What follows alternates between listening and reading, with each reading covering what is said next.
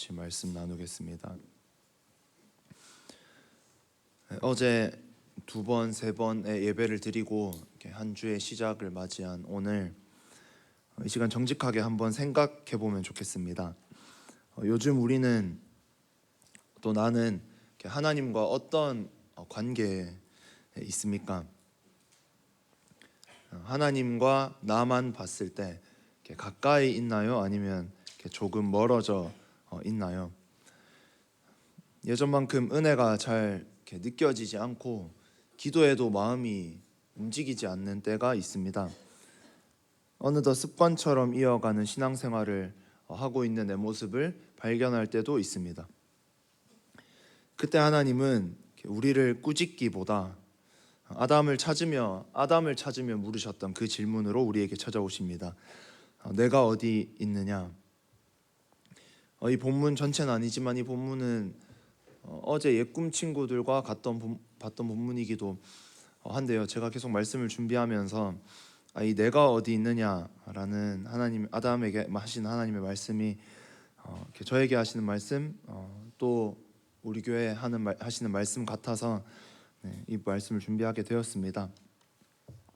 하나님께서 아담에게 네가 어디 있느냐, 내가 어디 있느냐라고 물으실 때 이 질문은 하나님이 아담이 어디 있는지 그 위치를 몰라서 물으시는 것이 아닙니다. 지금 너와 나의 관계는 어떠하냐 라고 하시는 관계를 묻는 하나님의 음성, 질문이라는 것을 우리는 알아야 합니다. 하나님께서는 오늘 또 이 예배 자리에 온 우리의 위치를 묻는 것이 아니라 관계를 물으십니다. 우리는 때로 나의 위치 때문에 나와 하나님과의 관계도 괜찮지 않나? 라고 착각할 수도 있고, 아니면 내가 그렇지 않다는 걸 알면서도 그 위치 때문에 그냥 그 관계는 생각하지도 못한 채 넘어갈 때도 많습니다. 하지만 하나님은 나의 위치, 예를 들어서 내가 신앙생활을 얼마나 했는지, 내가 섬기고 있는 자리, 교회 안에서 나의 위치, 또 다른 사람들이 나를 인정하는 것, 하나님께서는 아담에게 물으셨듯이 이런 것들을 궁금해하시는 것이 아니라, 나의 위치를 궁금해하시는 것이 아니라 지금 너는 정직하게 나와의 관계가 어떠하냐를 물으십니다. 예전에는 예배 때마다 기도할 때마다 내가 은혜를 받았었고 하나님이 깊이 느껴졌고 하나님을 만났지만, 그때와 다르게 조금은 겉모습만 남은 신앙생활이 아닐까, 이런 생각이 드시는 분들이 계시다면 이 새벽이, 오늘 이 짧은 시간이 내가 어디 있느냐라고 물으시는 하나님께 다시 응답하는 시간이 되시기를 진심으로 축복합니다. 하나님이 이 땅을 창조하시고 에덴 동산을 만드시고 사람을 지으시고 에덴에 그들을 두셨을 때 하나님은 사람을 분명히 다른 피조물과는 다른 특별한 존재로 지으셨습니다. 창세기 1장 26절 말씀 같이 읽겠습니다. 하나님이 이르시되 우리의 형상을 따라 우리의 모양대로 우리가 사람을 만들고 그들로 바다의 물고기와 하늘의 새와 가축과 온 땅과 땅에 기는 모든 것을 다스리게 하자 하시고. 오늘은 이 말씀이 초점이 아니기 때문에 자세히 설명하진 않고 또 많이 들으셔서 아시겠지만, 하나님의 형상을 따라 모양대로, 이 형상과 모양이라는 말은 이렇게 바꿔서 쓰기도 하기 때문에, 이 말은 하나님이 인간을 지으실 때, 사람을 지으실 때, 나를 지으실 때 하나님을 대신할 이 땅의 대리 통치자로 지으셨다라는 뜻이고, 또 사람과는 하나님이 다른 동물들과 다르게 특별한 관계하기를 원하셨다라는 뜻입니다. 이 바로 다음에 창세기 2장에서 하나님께서 복을 주시며 모든 동식물들을 네가 다스려라 라고 인간에게 말씀하신 것, 또 모든 것을 너희에게 다 줄 테니까 너희의 먹을 거리가 되리라 하신 것, 또 지으시고 보시기에 심히 좋았다라고 하신 것, 또 3장에서 하나님께서 인간을 창조하시고 아담을 지으시고 그냥 두지 않으시고 끊임없는 관심을 주시며 그가 혼자 있는 것이 좋지 아니함을 보시고 돕는 배필을 주신 것, 이런 짧은 장에서 드러나는 것들만 봐도 하나님이 사람을 얼마나 사랑하시는지, 특별히 여기시는 존재로 지으셨는지를 우리가 알 수 있습니다. 그렇다면 나의 삶은 너무나 당연하게 예수님께서 회복시키셨기 때문에 하나님의 사랑을 느끼며 살아야 하고 그분과 교제하며 동행하는 것이 당연하고 내 삶의 어려움과 해결되지 않은 문제들이 있을 때 하나님께 그 짐을 내어드림으로 예수님께서 주신 십자가를 같이 지고 걷는 그 가벼운 십자가를 지고 걷는 삶, 또 하나님께서 나에게 맡기신 사명을 완수하는 삶, 성경에서 말하는 믿는 자가 누리는 모든 축복을 내가 지금 또 받고 살아가는 것이 당연합니다. 원래 하나님과 우리의 관계는 그러해야 합니다. 하지만 인간은 죄를 지었고 이것이 깨지게 됩니다. 우리도 죄를 지었을 때 예수님께서 아담 이 죄로 인해 그것이 깨어졌지만 예수님께서 다시 회복시키신 후에도 나의 죄가 있을 때, 나와 하나님과의 관계를 멀어지게 만드는 무엇이 있을 때 또 나도 이것이 깨지고 이것들을 잃게 됩니다. 말씀을 하나씩 보면서 좀 더 자세히 은혜 받기를 원합니다. 첫 번째로는 죄는 우리를 숨게 만듭니다.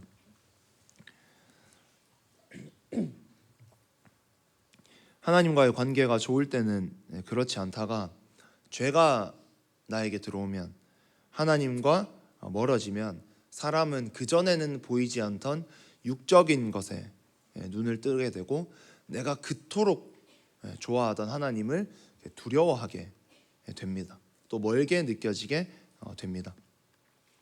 이 죄라는 것은 보이는 죄뿐만 아니라 지금 우리에게 적용을 하면 하나님과 나 사이를 가로막게 되는 모든 것을 의미합니다. 어제 오전에 담임 목사님께서 말씀해 주신 자기 부인을 하지 못하는 그것도 여기에 해당한다고 볼 수가 있습니다.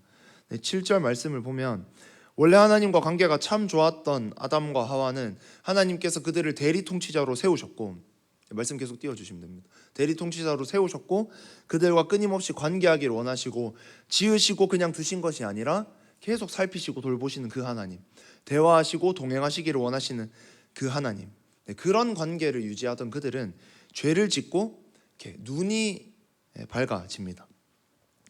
여기서 밝아졌다라는 말의 원어적 의미는 열다 혹은 뜨다 이런 뜻인데, 여기서 그들이 원래 맹인이었는데 눈을 이제야 뜨게 되었다 이런 뜻이 아닙니다. 그들은 원래 볼 수 있었고 그대로 보고 있지만 원래는 보지 못했던 것, 또 다르게 말하면 원래는 의식조차 하지 않던 것을 보게 되었다라는 의미이고, 또 다시 말해서 죄를 짓기 전에는 영적인 것, 하나님과의 관계, 하나님께서 맡기신 사명을 완수하는 것, 하나님과 동행하는 것, 그것들에 신경을 두고 있었는데, 근데 죄가 그들을 육적인 것에 눈을 뜨게 만들었다라는 것입니다. 그래서 그들의 눈이 밝아져서 자기들의 벗은 줄을 알고, 원래 영적인 것에만, 하나님과의 관계에만 관심을 두고 있던 그들이 죄가 들어오자 육적인 것에 눈을 뜨게 되었구나. 또 그것에 눈을 뜨니까 영적인 것보다 육적인 것에 더 관심이 가게 되었구나. 신약에서도 이런 말들을 우리가 많이 볼 수가 있습니다. 전에도 지금 또 그들의 겉모습은 바뀐 것이 없습니다. 여전히 벗은 상태였지만 죄는 그들로 수치를 느끼게 만들고 살과 뼈를 나눔으로써 한 몸이 된 아담과 하와, 이런 그들의 관계와 또 돕는 배필로서의 그들의 관계, 이 모든 것에 이렇게 금이 가게 만듭니다. 무화과 나무를 엮어서 치마로 만드는 그들의 모습도 이제는 하나님과의 관계보다 상대방에게 자신의 추한 모습을 이렇게 보이고 싶지 않다라는 그 마음, 체면을 중시하는 육적인 모습이 나타납니다. 하나님과 멀어지면 영적인 것에 관심을 두다가, 우리도 하나님과 좋을 때, 하나님과의 은혜를 누릴 때는 영적인 것에 가장 관심을 두고, 내가 또 오늘 기도하러 와서 하나님과 어떤 이야기를 할까, 오늘 하나님께서 어떤 은혜를 주실까, 내 삶을 하나님께서 어떻게 인도하실까, 삶에 문제가 생겼을 때는 하나님께 달려가서 하나님의 뜻이 무엇인가를 묻던 그런 모습에서 죄가 우리 삶에 들어오면, 또 하나님과의 관계가 멀어지게 되면 육적인 것에 눈을 더 뜨게 되고, 때로는 그것이 나의 삶의 형태를 지배해버리는 아담과 하와의 모습과 같이 되는 것입니다. 또 하나 8절을 통해서도 그들의 모습을 보겠습니다. 같이 읽겠습니다. 그들이 그날 바람이 불 때 동산에 거니시는 여호와 하나님의 소리를 듣고 아담과 그의 아내가 여호와 하나님의 낯을 피하여 동산 나무 사이에 숨은지라. 네, 장소는 같습니다. 죄가 들어오기 전과 죄가 들어온 후 같은 장소, 하나님께서 지어주신 지상 낙원 에덴 동산이지만 이전에는 이곳에서 그들은 하나님과 이렇게 거리낌 없이 대화하며 지냈습니다. 항상 은혜 가운데 충만하며 지냈습니다. 하나님께서 맡기신 그 사명을 하루하루 잘 완수하며 지내고 있었습니다. 그런데 죄를 짓자마자 이제는 그들이 하나님을 두려워하여 숨습니다. 8절에 그들이 그날 바람이 불 때 동산에 거니시는 여호와 하나님의 소리를 듣고 라고 했는데, 하나님께서 이 바람이 불 때와 소리를 듣고 이거 다 하나님께서 이렇게 자신의 임재를 사람들에게, 인간에게 알리시는 그런 말씀입니다. 여기서 동산에 거니시는 이라는 표현도 나오는데 이것이 그리 중요하진 않지만 이 거닐다라는 표현, 하나님께서 사람처럼 뚜벅뚜벅 걸으셨다 이런 의미는 아니고, 이렇게 성소에 하나님께서 임재하실 때 하나님의 그 임재와 같은 단어를 거니시는 여기에 쓰고 있는데요. 네, 그걸 알고 우리가 이 말씀을 보면 하나님께서 바람을 통해서, 이 루아흐라는 바람을 통해서 또 하나님께서 소리를 내시면서, 인간이 여호와 하나님의 소리를 들었다라고 했는데 하나님이 소리 안 들리게 얼마든지 움직이실 수 있잖아요. 그들이 인지하지 못하게 움직이실 수도 있지만 여기서 뜻하는 바는 하나님께서 그들에게 임재하셨고 그들과 충만한 관계를 누리기를 원하시고 또 그들을 만나기 위해 바람을 통해서, 하나님의 소리를 통해서, 여러 가지를 통해서 그들에게 하나님의 임재를 알리셨음에도 그들이 이전과는 다르게, 죄를 짓기 직전 불과 얼마 전과는 다르게 여호와 하나님의 낯을 피하여 동산나무 사이에 숨은지라. 그들이 하나님과 멀어지기 전에는 그 바람과 소리를 이렇게 반겼을 것입니다. 하지만 하나님과 멀어지자 그 바람과 소리가 바로 두려운 것이 되어버렸습니다. 우리에게도 이런 바람과 여호와 하나님이 거니시는 소리가 있습니다. 가장 명백하게 예배 시간이 있고 하나님께서 많은 경로를 통해서 우리에게 말씀해 주십니다. 때로는 사람을 통해서, 환경을 통해서, 말씀으로, 또 때로는 자연을 통해서, 많은 찬양을 통해서, 많은 경로로 하나님께서 내가 너에게 임재하기를 원한다, 내가 지금 네가 있는 그 자리에서 너와 동행하기를 원하고 함께하기를 원하고 너와 교제하기를 원한다, 내가 너에게 임재하겠다 라는 사인을 하나님께서 주시는데, 하나님과 나 사이의 관계가 괜찮다면, 아담이 만약에 하나님께서 내가 어디 있느냐라고 물으셨을 때 하나님의 질문의 핵심, 그 관계가 문제가 없었다면 아담은 하나님을 반겼을 것이고, 그 바람 소리가 들릴 때, 하나님께서 거니시는 소리가 들릴 때 하나님께서 지금 나와 함께하러 나에게 오시는구나 라는 기쁜 마음으로 하나님을 맞았을 텐데, 하나님과 멀어지자 이 바람과 소리가, 우리에게는 이 예배 시간이, 영적인 권면들이, 말씀 읽는 것 자체가, 또 여러 가지가, 또 영적 리더의 소리가, 이런 모든 것들이 나에게 숨게 만드는 것, 그들이 낯을 피하여 동산나무에 숨었듯이 내가 피하고 싶은 것이 되어버리는 것입니다. 그래서 오늘 새벽 우리가 이 8절 말씀을 통해 돌아볼 수 있는 것은, 내가 만약 하나님께서 바람으로, 소리로, 많은 경로들을 통해서 내가 너에게 임재하기를 원한다, 너와 함께하기를 원한다, 너와 교제하기를 원한다 하실 때 그 소리가, 그 바람 소리가, 그 바람이, 하나님의 소리가 나에게 불편함으로 다가온다면 내가 이 본질인 하나님과의 관계를 놓치고 있구나, 아담과 그의 아내와 같은 모습이 나의 모습일 수 있겠구나 하고 하나님께 돌아올 수 있는, 그 말씀에 반응하는 그 모습이 오늘 새벽 우리 모두에게 있기를 소망합니다. 하나님의 임재는 우리에게 기쁜 것이 되어야 하는데 하나님과 멀어지면 그렇지 않게 되는 것입니다. 두 번째로는 이제 하나님께서 어떻게 하셨고 우리는 어떻게 해야 하는가 보겠습니다. 두 번째, 하나님은 숨은 인간을 먼저 부르십니다.